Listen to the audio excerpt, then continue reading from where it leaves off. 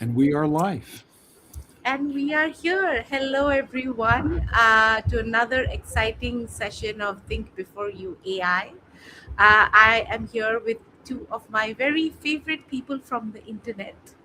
One you know very well because you see us all the time, and the other one is someone I work also with very closely, and I will introduce her. So, welcome, Stella. um I don't know how should I introduce you, like extraordinaire, No, digital fashion designer, no. founder of Alana, so yeah, I think, yeah, that's what I think, but it's open to how you would like to introduce yourself. Sure thing, no worries. Thank you guys for having me. I'm Stella. I'm originally a designer, so this is definitely right. This is the background where I come from. I've turned from fashion designer to systems designer for decentralized systems and organizations. And I'm also the founder of the Alana project, which is a decentralized creator community. Maybe let's keep it at that. Make it not more complicated. Although I did learn this week, last week, that the age of the generalist is apparently something that is a new fountain for finding wording for omni-interested people like ourselves. But that's another story for another time, maybe. Yeah. That's something that, yeah, we were actually, I was speaking to somebody about today, about the future of work and the way that AI comes in, and what are the key kind of points, and which is Anna and I, we keep discussing this all the time. And yeah. Yeah, I think AI is a double-sided sword, right?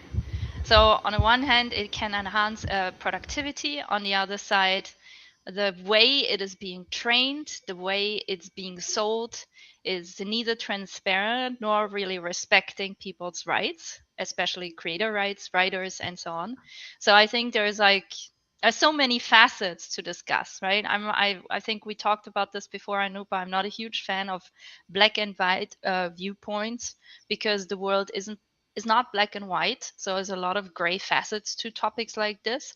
And maybe we can crack down on some of them today. I don't know. It's probably like if we were to do this fully, it would probably take us hours. So Hours, probably not the yeah. goal.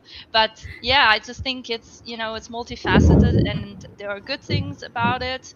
There are ethically very concerning things about it. You know, and there's also an amount of absurdity to the systems that a lot of people are now using, right? So Copilot being integrated in all Microsoft systems, Microsoft basically having a huge monopoly on office worker environments basically, right? So all of them are Mhm. using Copilot for what they are doing. And like the title of your show, they don't necessarily think before they use AI, right? So they're not being considerate. Is this really a question that I need to feed into AI, or could I just like Google it, right? Because Google still works. It's still a really great search engine. You don't need AI to do it, right? So a lot of Oh, that's problems you can interesting. get answers from still Google and be okay with it, right? But let's say I'm working on let's say I work for a client on a creative project, and I'm feeding all the data that I have on this project to ChatGPT. Let's just say I dislike ChatGPT. I've always disliked it because it lies, which is another problem. Um, but let's just say most people, right, like the average person, feeds it to ChatGPT. Um, then all of that data that I formally signed an NDA for is now being fed into a centralized system. So not only am I as a creative in breach of my contract, right? They might not be able to prove it, but consciously speaking, I'm in breach of my contract. I've given away sensitive data that I was not supposed to give away, and I'm feeding it to that system. So there's that problem, right? But then there's also the problem of just like what do I do then? So I need someone to ping pong this topic with me, and I want to use AI, and maybe it really makes sense to use AI, but then there is locally run AI. You could install OMLX, you could install ComfyUI, you could install Olama, and you can just run it on your machine. And a lot of people are afraid of it because they think it's very like complicated, when the fact is it's not really complicated. It needs some resources, and maybe you have to ditch some other stuff from your machine if it's an older device, but it's not really complicated to do. If you download OMLX, for example, because it uses not your GPU but your CPU, it's actually pretty lightweight for a locally run AI. So the biggest part is downloading the open source model, and that is almost like an automated process. So people are like kind of with Web3, they're a lot in their own heads, and they just assume it's complicated when in fact it's not really complicated, right? And I just wish, again, like the title of your show, people would think more before they use AI. They would be more considered about what it means to use an AI to figure something out, right? And when which context almost gives the answer to what type of AI, or do I even use AI to do that, becomes relevant. So sorry, that was a very long monologue. No, no, it's really interesting. I have, so two things I really want to Yeah. kind of talk to you about. Well, obviously the ethics thing, Pretty because I good. think, yeah, so, yeah, but the ethics kind of part of AI, I think that's a really interesting and big problem. It's difficult to solve. I'm going to park that for a bit because I want to ask you Sure. just a more practical question, because it's about that local AI. As a so I think, in listening to you, and also because of that idea of kind of installing local AI on your own machine. I have some people around me who have been doing that, and someone said, "Oh, I can do that for you if you want that." And so it reached my kind of world as well as a possibility and an option. And the first thing, so a couple of some time ago, someone asked me, and I said, "Oh, yeah, that's great," because for a few obvious reasons. One is, for instance, I can't work on projects for clients and using like ChatGPT or Claude, because they don't want me to Yeah. put that information into that system, because they don't want their information to be out there that you don't know where it's going, and it's training the bigger machine, whatever. So they don't like that, so I can't use it. So for me, I need to have something that is more secure. So my question is, because do you, I mean, do you hear that isn't that like that is a next step that is going to, because that's so interesting, because it's, and if people will do that, or small agencies, something like, or networks like my company, Future Skills Academy, we're an ecosystem. If we kind of start creating these local AIs for ourselves, for very practical purposes, for stuff that we need to do, does that, what is the what's going to happen then? What is going to change? Are we is that a, I don't know, is that disruptive for the bigger companies, or is that? Majorly, yeah. Because I don't know if you saw, but they're adjusting their pricing because they found out it's not very profitable about how pricing was, Yeah. done in the first place to get people like using these products. Now people are, kind of already depending in a way, one way or another, right? One some are depending more on it than others, let's just say. So now they feel comfortable enough to raise pricing. But the question is like, if the work situation on a global scale continues this way and people are getting laid off, right? But pricing on AI keeps rising, there's another inequality gap that we're basically designing, right? And into our systems. So Right. yeah, yes, running your AI locally not only conserves water consumption, that is still not as crazy as people eating cows. So we're still good on that side, right? Uh, like people eating cows still, produces more water consumption than the data centers that are used for AI on a yearly scale. But nonetheless, right, it's something to consider. We have water shortages in the world, and every time we prompt something with AI, a little bit of that water gets consumed. So running it locally means that's not a thing because it runs on your machine. You will still consume electricity, so it's not without a cost, but at least you're not running it through a big data center. Because what really happens if you prompt something in a centralized AI is like you're setting a query back into the system, and the system is not really an artificial intelligence, right? It's just a humongous database. So it goes to most of the keywords. So it's just like a giant database search. And that is what consumes so much stuff, right, in a Mhm. data center, essentially. So yeah, it's going to disrupt big companies. It's going to put you as a person who's using this in a more sovereign state, right?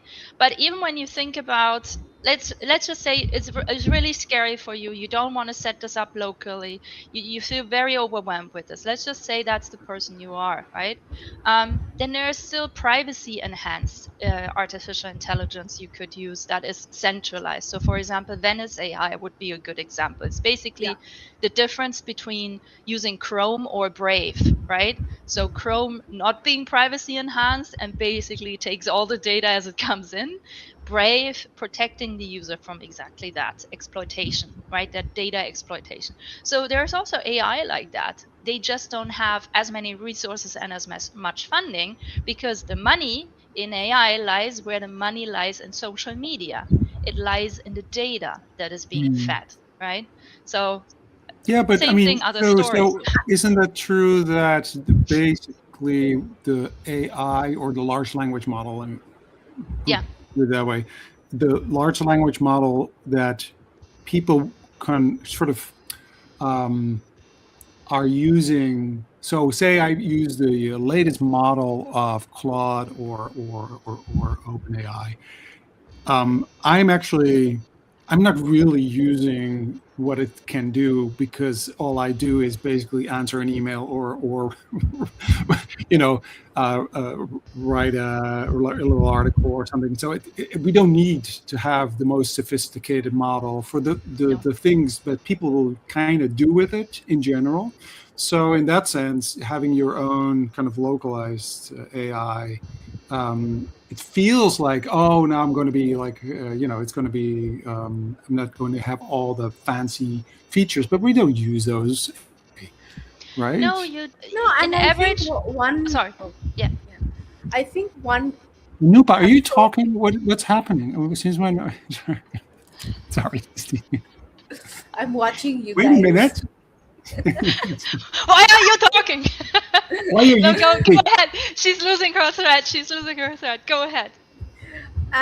Yeah, no, I think one of the issues that I see with this is because AI, in its totality and its use, has been there as one of the drivers of efficiency and ease and personalization. Things are easy when you Stella, as a person who uses, like, which I've always said, you're a person of ethos when it comes to a lot of things, of what you build, how you build. It's driven by a lot of factors which a lot of other people they don't use it as a philosophy, they use it as a way of a workflow. That's very different Yeah. from, and it's exactly like what Anna is saying, right? Like, okay, if we are going to do something, we know how something about it which is not complete in its knowledge. Do I need to put in that effort to actually build in a self sustaining, own system, AI in my own system, right? Yes, it's important because of, like, whatever we are talking about, data privacy, training your own model in your own way. Yeah, there are limitations and successes of that, but it also comes with a lot of knowledge which people are not doing. Right now on LinkedIn, there is this whole flood of how to use workflows. If you ask me, I think it's going to run its steam like how NFTs, Web3, all of it did.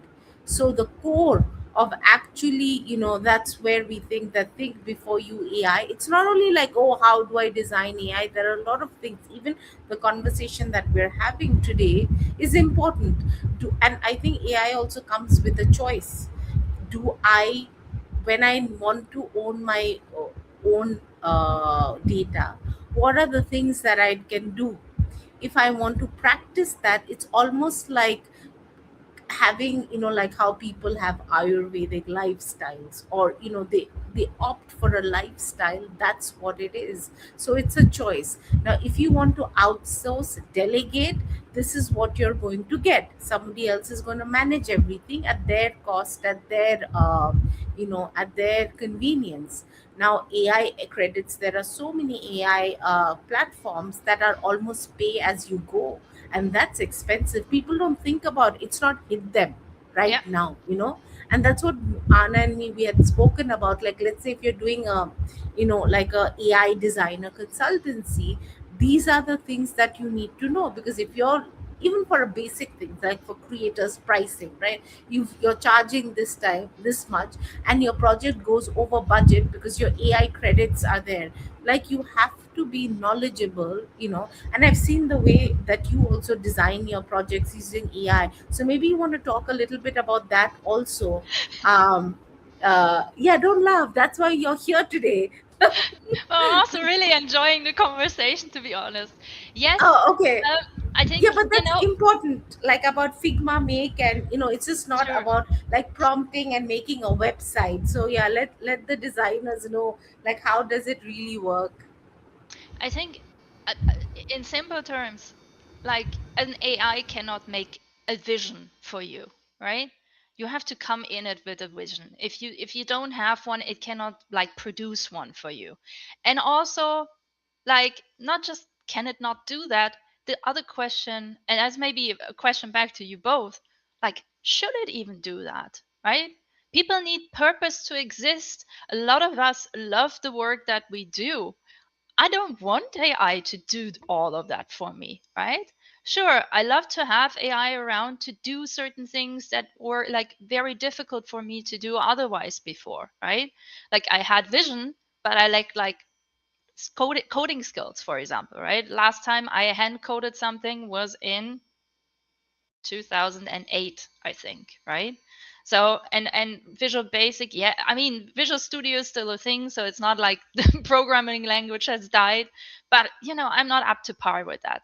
So when I discovered Figma Make, I was like, okay, this is really cool because Figma is a tool I use every day for the design work I do, and now I'm basically combining that with coding skills, and I have like very manual like power over every instance of what I'm building there. So that felt very comfortable and very productive, right? So I'm not going to deny that these tools can be helpful, but the problem is, like, first think about how they can be helpful to you, and trigger the right things. I think that's more important to me, to like make that heard. And to Arna's question from before, I think small studios are already doing that. They're training their own local AIs, and they're feeding it Mhm. exclusively their data, so it becomes something very personalized. And I think more creators, I've done this myself, I've trained a few different LoRa models, which means they are style indicator models. So they work in tandem with a bigger model, right? And then the Mhm. LoRa defines a visual style. So I fed it some of my projects. Usually 20 image or so are enough, right? And Right. it runs locally on my computer, and just it just brings out stuff that adhere to my style. So it's very convenient, right, to create fast mockups or stuff like this. um yeah, sorry.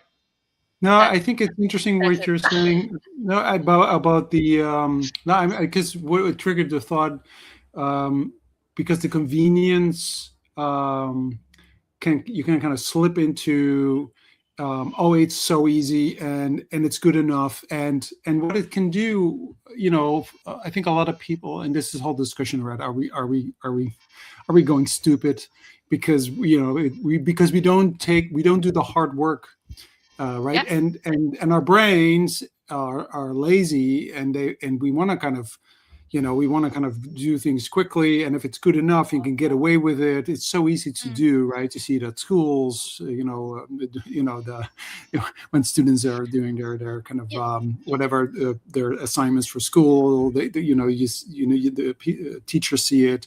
You see it at work, you see it everywhere. So and certain things are like, why would I spend? So I have dyslexia, for instance. So why would I spend hours and hours and hours to write something that is not a personal essay anyway? So fine. And before you know it, you're not doing the hard work anymore. And before you know it, you're like, because I can do the same. I can do 20 things right now, or spend hours doing the one thing, which I think that we are in this state. Maybe it's just a phase we're in, and I think we are. We're in a phase we're in where we go like, oh, we have this wonderful tool, and you're like, ooh, what's this? And we can, I can do, because I love that. Actually, what I really missed, to be quite honest, I missed the early days of the generative AI, when you would ask it to create a picture, and you had like weird heads and people standing in with 4 arms. And that one to me was like amazing. I love that. I want to have my crappy AI back, people, because that was so cool and creative. I had Sloppy AI was really cool in a way, wasn't it? It was really almost like cool. its own art style. Yeah, now it's just all like boring. It's like, oh, it's people. Yeah, Well I know made. people. I want Yeah, people with perfect. Get out of here. I want to have Fine. 3 eyes, and because I had a whole thing going where I would generate like an image of like a portrait or something, which usually was really weird, and then I would paint that. Yeah, I copy that. Like, and then I paint it in that's nice. real. Like, yeah. So like, this is me painting an AI weird monster, kind of weird. Now it's all like, stock photo kind of quality. Anyway, but this laziness, this kind of this slipping into because it's easier, and we like to cut corners, and it's just a very human thing to do. And we all know that if you're a designer, an artist, or whatever you do, actually, it's the cliche. It's not about the end goal. It's about the journey. You grow because it's painful. You grow because it's hard. Yeah. If you want to run a marathon, right, it's going to hurt. You have to practice, and then you reach that. And it's not. And then when you've done the thing that is really cool, and you wrote the book, and or you made that whatever piece of music, and it's about you, and it's about you expressing who you are, or you did whatever you do as a human being, the value is in that. The growth is in that, right? So so what you're thinking, as a designer, as a creative, as a person who kind of if you would compare yourself, before all the tools and now, and how do you deal with that? Like, I can just try to, Honestly, Claude, I make guess me a thing. Go like, okay, great question, boss. Here you go. Like boom. Pim is there, right? Like, I think this is where the discipline of a designer comes in, right? Because if you think about our growth journey, our manual growth journey, right? So let's say I actually did it this weekend. I'm going to show you a preview of an article that's coming out on Tuesday on my blog, because it's exactly comparing that, which is really fun. That this is it's really coincidental. I swear I did not make it for that purpose, but it's essentially comparing, creating a 3D texture map set with Comfy UI entirely. So you make a seamless pattern with Comfy as one workflow, and then you go and you load in Ubisoft's court model, and you create the 5 different texture maps: color, normal, roughness, metalness, height, right? So I did write an article on this and made a tutorial. I just finished it yesterday, so I can actually show it to you guys, but it's only coming out tomorrow. So then I can explain it maybe on hand on that example. But also one thing I wanted to say is, because you said something really interesting, like, cutting corners and maybe it's good enough. And, I've been asking that myself when it comes to, for example, LinkedIn posts that I make or stuff like that. And it instantly took me back to an internship I made at the Volkstheater in Stuttgart, 2005. Because I remember it was one hot summer day, and we had a scheduled piece. It was actually really good to theater piece that they were playing, and we had one audience member. It never happened before. It was one person in the audience. Everyone else was, out swimming, out barbecuing, whatever they did. So, and then I just, clueless young me, I sat there with the actors. It was like 1.5 hours before the show. And I said, like, why are you not just canceling? I mean, it's one person in the audience. Like, what? Just one ticket got sold, right? And they looked at me and some of them were so offended. They just, snorted their nose, and they went out of the room. And then there was this, I want to say, elderly actor who always was very nice to me. And he said, Stella, that's something you cannot say to theater people, because for us, it doesn't matter if it's one person or 30 people or 300 in the audience, because we serve the audience. And however many are in the audience, they will be served with the same perfection as if there would be hundreds of them. And that stuck with me. That stuck with me so much. And I think that's the thing, right? Because everything out there is starting to become very same, right? Every second LinkedIn post you read, it's same-ish of sorts. And does your audience really deserve sameness? Doesn't it deserve you? Right? Isn't that why they are reading your post, why they are subscribing to your blog? Right? So that's again a reflective question. I'm aware of that.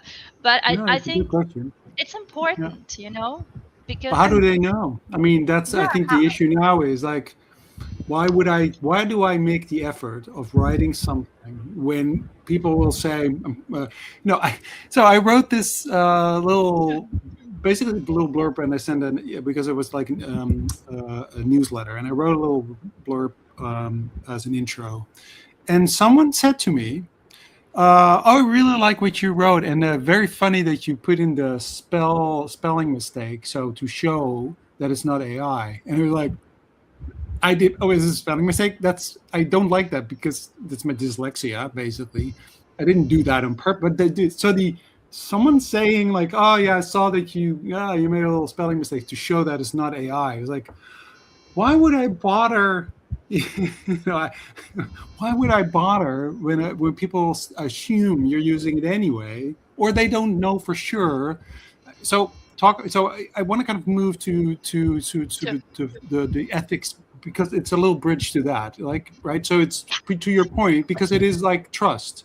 It's the trust into, and I Yeah, have, I have kids, and my youngest, my son is 14. He's growing up in a world where basically everything he sees can be fake. And he's pretty much aware of it. He's sure. totally aware of this. Everything he sees is probably AI and can be fake. Every now and then, my wife will send me like a Instagram post. Oh, this is so funny. And the first thing I do is like, is this AI? Is this cat actually in love with this raven? Or something like that. Like, like that's no, kind but of I weird. don't think people care. At one No, point, no, I but it's a feel that trust there thing. Yeah, was no, sorry, Anita, you I go don't the ahead. think it's about. numbness. I Yeah, think you're making this about something very conscious. And if we think about how people make a buying purchase, right? It happens very unconsciously in 3 seconds, right? So why are we assuming that this is suddenly different? And then they're going to this post and they're like, is this AI or is this not AI? It's not about no, that. I I think think a it's lot of about feeling something authentic and personal coming from that other person. I think that is what this is about, rather. no, What but trust? Stella, I've seen a lot of people now, because we're seeing a influx of, let's say, posts and images, Yeah, that okay, now especially for I've been seeing, because I've been looking at a lot of digital fashion posts. I've been recently getting links, or I mean, the algorithm is showing me posts of movies that are created on like fantasy fiction movies on AI, and they have a certain very distinctive style in the way that they talk or look, or or in the way that the people are, that it is AI. So you have to be really good now, I think, because we as humans also, our cognitive thinking and capacity to understand AI is also increasing. So when you see like, let's say if you take Chat GPT, you know that if you ask something, if somebody copy pastes, it comes in bullet points, right? So With there is a certain, emojis. yeah, with emojis or whatever, so you definitely know that this is a AI generated text. And also for film and video, what I feel is very, very like in terms of ethics, when you consciously use AI, you know it. Or there was another one, which I shared on our Alana community group, and this is happening everywhere, where you are giving people, or maybe they don't know, I don't know, I mean, maybe they know, but they're not at a space to do anything about it, where you are giving people who are doing things by hand, like stitching or buttoning or whatever, Yeah. you giving them headsets which is actually replicating or gaining that data on how to do something manually, which in the future will replicate whatever you're doing. Even in ceramic tiles, before, I think there was it's been quite widely shared on social media. I think it's Turkey, I can't remember, or somewhere in Palestine or Jordan, where where this guy makes handmade tiles, ceramic tiles, which is also something that used to happen in India. Does it happen now? No, it's all factory. So I think this kind of industrialization is moving in a way, whether it's good, bad. I think again it really comes down to where, how we actually can use and understand AI. I mean, ethics, I think, cannot be taught. I think it's just born naturally. I think to a certain degree you're right, and I think people are mostly unconsciously learning. So if you think about younger generations and how many companies really fail to have their advertisements reach younger audiences, right? It's because these younger audiences, they see these ads from miles away and they don't give a poop about it, right? Because it's not authentic and it doesn't feel like these ads are actually serving them anything that they need, because they know we have, water pollution. They know we have an overproduction going on. They know we are in a terrible state when it comes to our environment. So why would they buy the next thing, right? So that's younger generations, and I'm mostly focusing here on the European market because other markets like the younger generations are becoming more conscious about these things, but they're still a little bit further down the road. So they're catching up to this. But even here in South America, I see this happening, right? People becoming much more conscious about this, and younger fashion brands in this market specifically, they're starting to only do sustainable production and not horrible overproduction of everything like we've been doing since we moved all our companies to China, right? Because no one needs all of these products. There is no need. And it's kind of the same problem now with AI. Like Arne said, no one, like not everyone needs the latest model of AI to do all of the things and all of the features that it can do, right? And it will be a journey to get to this point, but eventually it will be quite well understood that, you know, we don't need AI to survive. Because the problem here is the same as per usual. Like it's so in the media, it's so in our face all the freaking time that we think it's a necessity somehow. It's not. We lived without AI before. We can live now without AI, right? Actually, probably better. So there is no necessity in any of this. Is it convenient? Does it help you do things, cool things that you weren't able to do before, like I did the creativepricing.com page and stuff like this? Sure, right? But it's the same with this overproduction of goods in Huangzhou, China, right? Yeah. No one needs 200 different scarf designs every year coming out from one company. No one needs that. So Yeah, it's a yeah. decision we as the consumers make, is what I'm trying to say. It's In not a and decision yeah. that companies are making, it's us. And so our consciousness and even talking about it here, that's important because we have to hold ourselves accountable. And I No one else think does that that consciousness probably also is market industry driven. I mean, yes, the kind of automation or AI used successes in healthcare, you know, oil, aircraft, you know, any aerodynamics. I think it's really, really commendable. But I think what do you use, where do you use AI, and in which industry? I think that's really important for us to see as, you know, as designers, you know, and how do But I you make think, that but decision? don't you think, Anupa, we're at the beginning of? I mean, we are like, now at least in the public consciousness of what AI can do and what it is. It started with the launch of ChatGPT, right? Before that, it wasn't really a discussion we had. In that sense, it was there because I remembered having sort of some sessions on AI and ethics, by the way, because it was used to select candidates for like a job position, and because it was all programmed by white dudes. Basically, you get like, the white dudes got hired. Basically, that was sort of, in a nutshell. So right. So, but that was sort of that was the thing. And now all of a sudden, with the launch of ChatGPT, it just kind of expanded where it's still kind of owned by white dudes, mostly. So I anyway, but the thing is that this idea of it is. I mean, it's in a way you can say, oh, it's not new. There's nothing new. I mean, we've been using AI, and like we're using quantum physics in many many things already. There's nothing new about it, but there's going to be moments where these things kind of all of a sudden they're huge and have an impact on everyday life as they do now, and on our jobs, in our feeling of job security, and our feeling of what's change.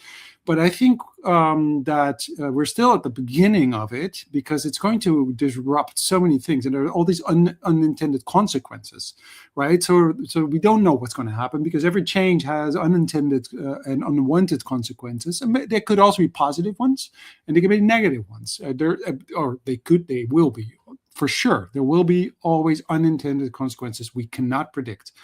And so keeping an eye on it and keeping that conversation going, I think that's really, obviously, really important. But I'm thinking that when we are at the beginning of this thing, like with social media, basically, right? Social media is not that old, if you think about it. It's not the way, my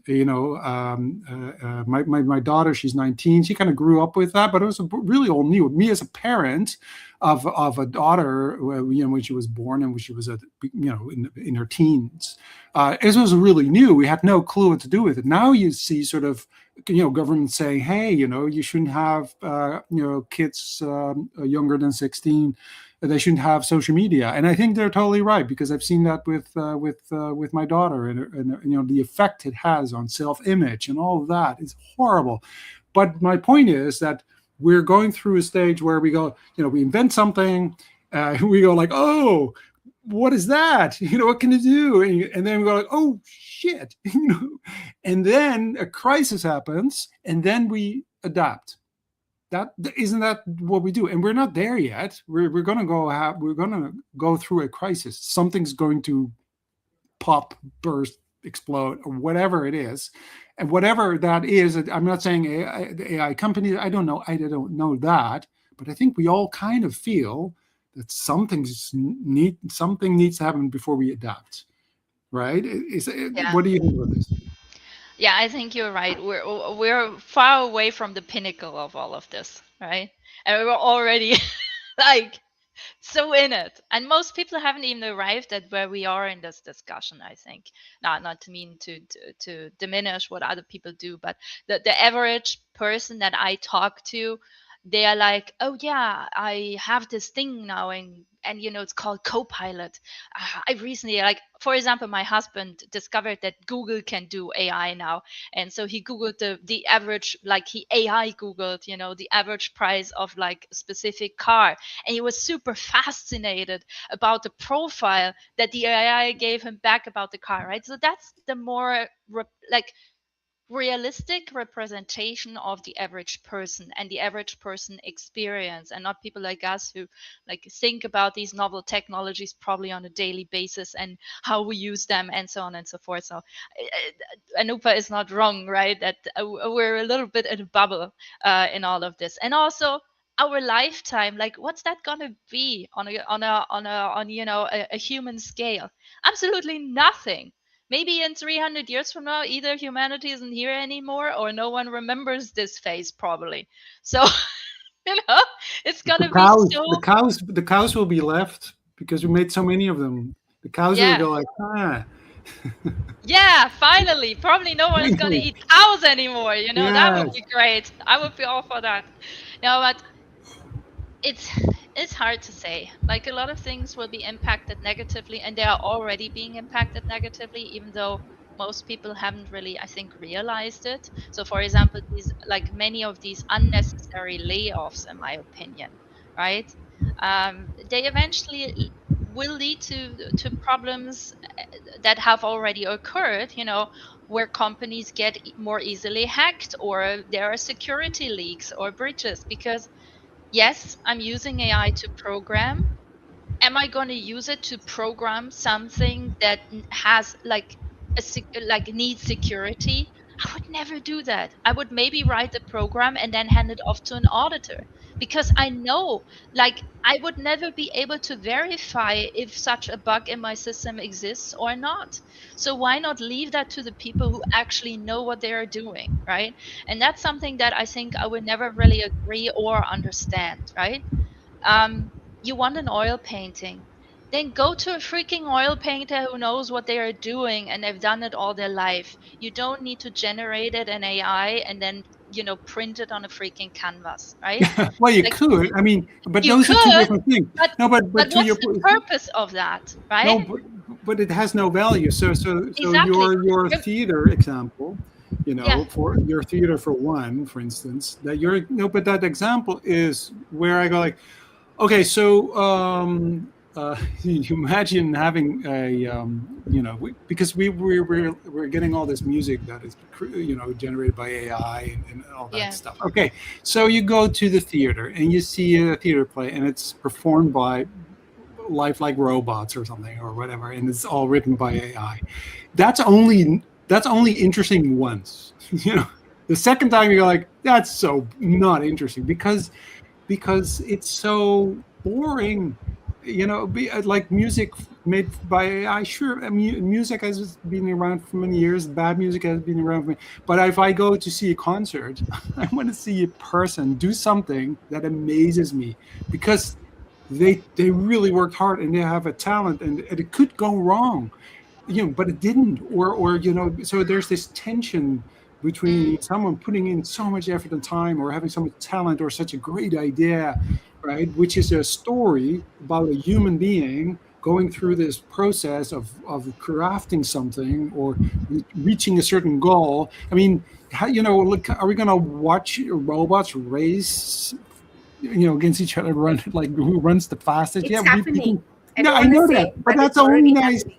Yeah, but we that's how nice, many and it's times like, can that be interesting, is who essentially your cares? claim, Who right? cares? Yeah, That exactly.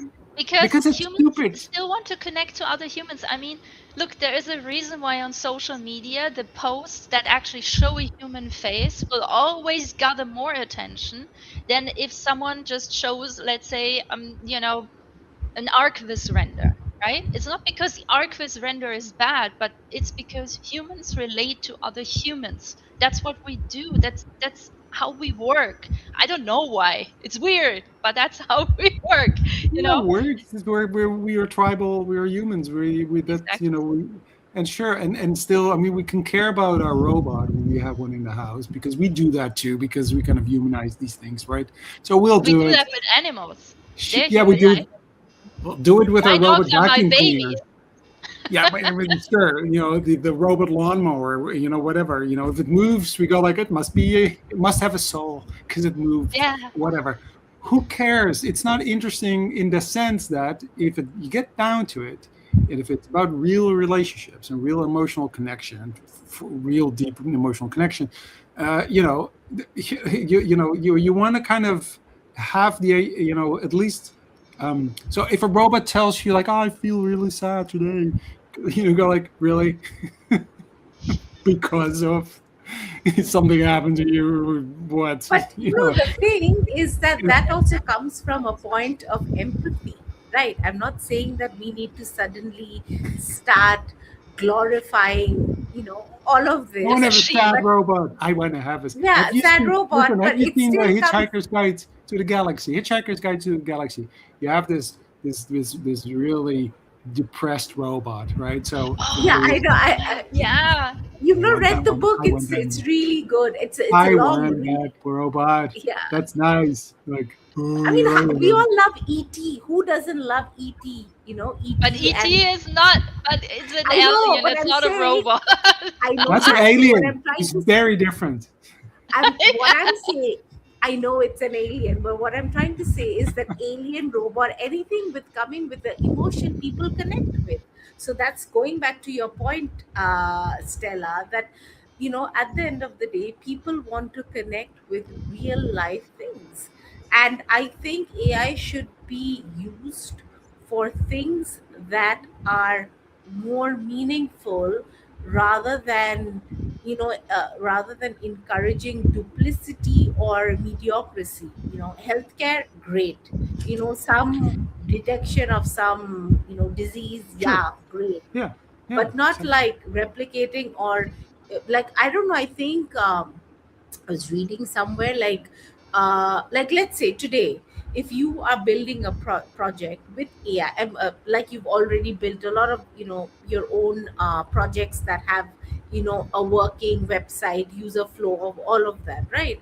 You wouldn't be hiring somebody to do that, because your skill already, through your knowledge, has given you that ability with AI to do so. So an entry level software engineer is one of the places where it will not be needed. But today, when we all in our work, when we're using strategy, like you're talking about vision, and this is something that Anna and I, we talked so much about before we started Think Before You AI, is where how do you actually differentiate between what is the information or the data that's being circulated by multiple other data, what do you call it, data modules? What is it presenting versus what you're presenting at the end of the day, as a person? So yeah, I mean, it's yeah, it's an endless conversation. Yeah.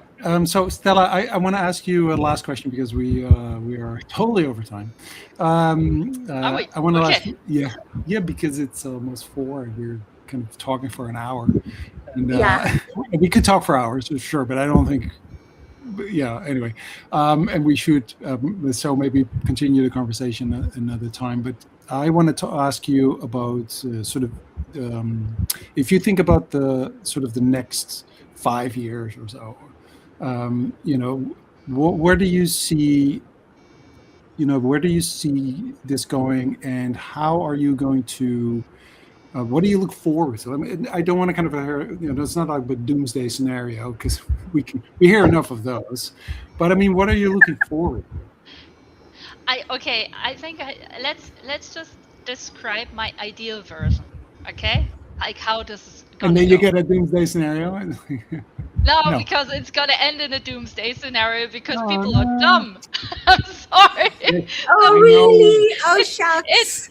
it shocks, right? No, because you said it, right? It usually gets a lot worse before we change something, right? Unless humans feel the pain of their own invention, they're usually not ready to change anything because it's still okay. So okay, let's just stick to the version that I would like to see happening. Okay, there is a version I would like to see happening. I would like to see happening that creators, people in general, are more conscious about their choices, right? I would like a lot of more people see running local AI disrupting big companies and their demand to us, because literally we are giving them their data, then we're giving them payments, right? And they take everything from us, including our jobs. So there is a certain imbalance that is undeniable.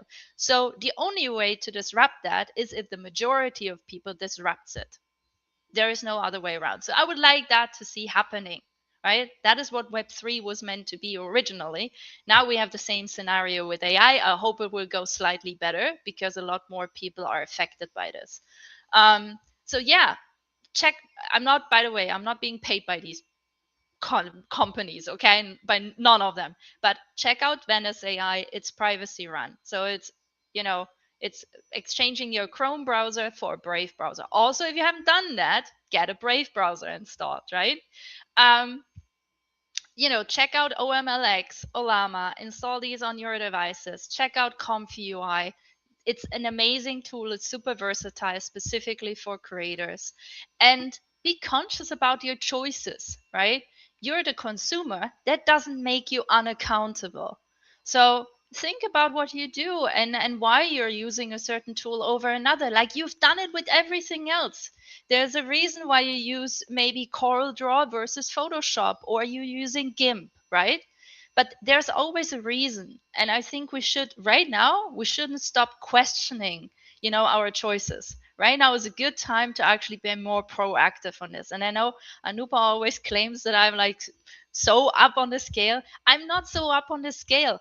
I just really want to try to live a decent life, nothing more and nothing less, right? And I don't want to leave this world like thinking that I didn't give my actions like thought, right? I like to think that I do things consciously because that's what a human is supposed to do. That's why we have a freaking conscious. So if we just make more use of our humanity and our human skills, maybe my desirable future, not doomsday, could come to life. That would be fantastic. Very cool. And I do think that a lot of people just don't know about all these options.